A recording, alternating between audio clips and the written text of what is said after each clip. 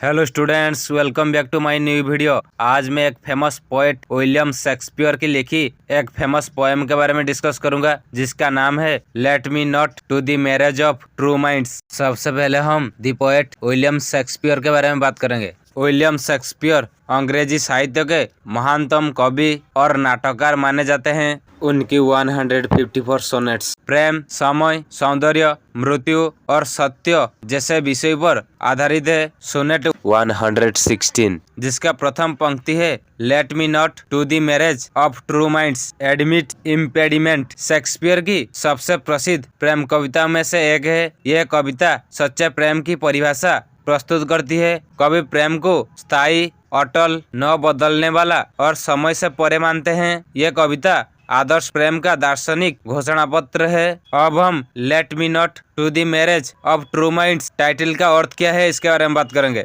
Late me not to the marriage of true minds का अर्थ है सच्चे मनों के मिलन में मैं किसी भी प्रकार की बाधा स्वीकार नहीं करता। यहाँ मैरिज ऑफ ट्रू माइंड्स का अर्थ केवल शारीरिक विवाह नहीं है, बल्कि आत्मिक, मानसिक और भावनात्मक मिलन है। कवि कहना चाहते हैं कि सच्चे प्रेम को कोई भी बाधा, समय, दूरी, परिस्थिति या परिवर्तन नष्ट नहीं कर सकती। अब हम इस पोएम की समरी के बारे में बात करेंगे। विलियम शेक्सपियर की यह सोनेट सच्चे प्रेम की प्रकृति को स्पष्ट करती है। कवि सच्चे प्रेम को ऐसा भाव मानते हैं जो कभी बदलता नहीं और किसी भी परिस्थिति से प्रभावित नहीं होता। वह कहते हैं कि यदि प्रेम किसी परिवर्तन के कारण बदल जाए या समाप्त हो जाए तो वह सच्चा प्रेम नहीं कहलाता। कवि के अनुसार सच्चा प्रेम जीवन की कठिनाइयों और समस्याओं के सामने भी अड़िग रहता है। जैसे समुद्र में खड़ी एक मजबूत चट्टान तूफानों से नहीं हिलती, वैसे ही सच्चा प्रेम दुख, संघर्ष और विपरीत परिस्थितियों में भी स्थिर रहता है। यह प्रेम मनुष्य के जीवन को सही दिशा दिखाने वाला मार्गदर्शक बनता है। शेक्सपियर प्रेम की तुलना ध्रुव तारे से भी करते हैं, जो नाविकों को रास्ता दिखाता है। उसी तरह सच्चा प्रेम जीवन में मार्गदर्शन देता है, भले ही उसका वास्तविक मूल्य पूरी तरह समझा न जा सके। यह प्रेम केवल बाहरी सुंदरता या शारीरिक आकर्षण पर आधारित नहीं होता।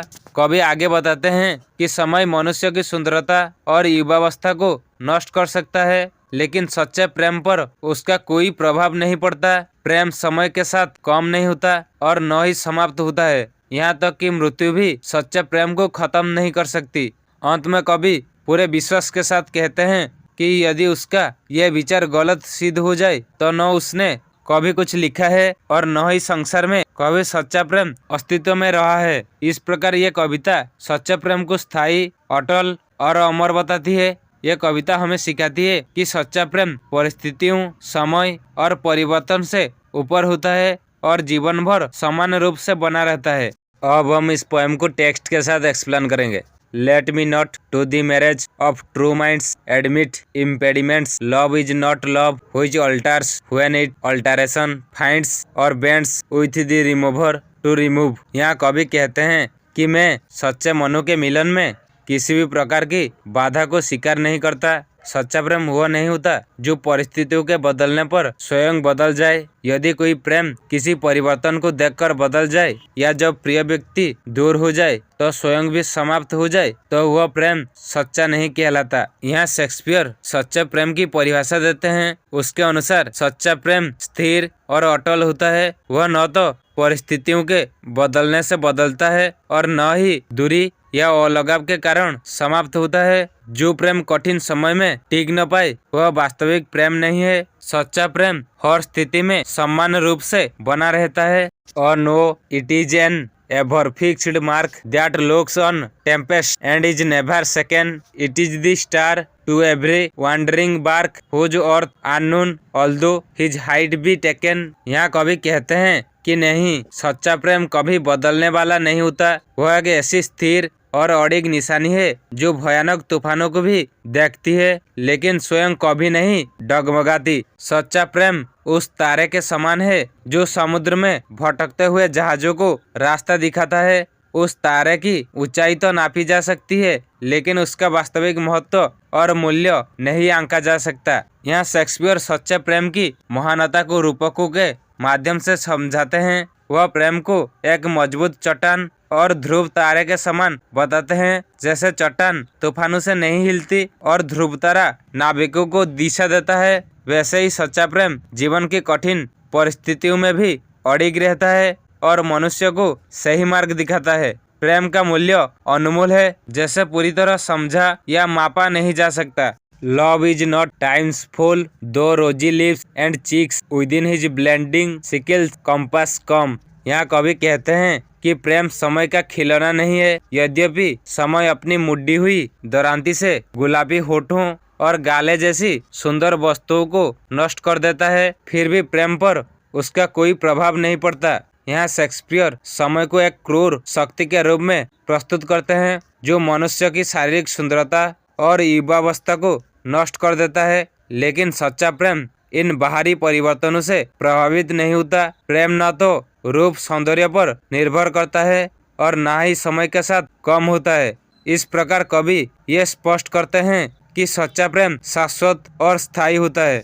Love alters not with his brief hours and weeks but bears it out even to the edge of doom if this be error and upon me proved I never read nor no man ever loved. यहाँ कवि कहते हैं कि प्रेम थोड़े से समय, घंटों या हफ्तों के साथ बदल नहीं जाता, बल्कि वह अंतिम विनाश या मृत्यु के क्षण तक भी बना रहता है। यदि मेरा यह विचार गलत सिद्ध हो जाए और यह प्रमाणित कर दिया जाए कि ऐसा प्रेम अस्तित्व में नहीं है, तो न मैं कभी कुछ लिखा है और न ही संसार में किसी ने कभी सच्चा प्रेम किया है।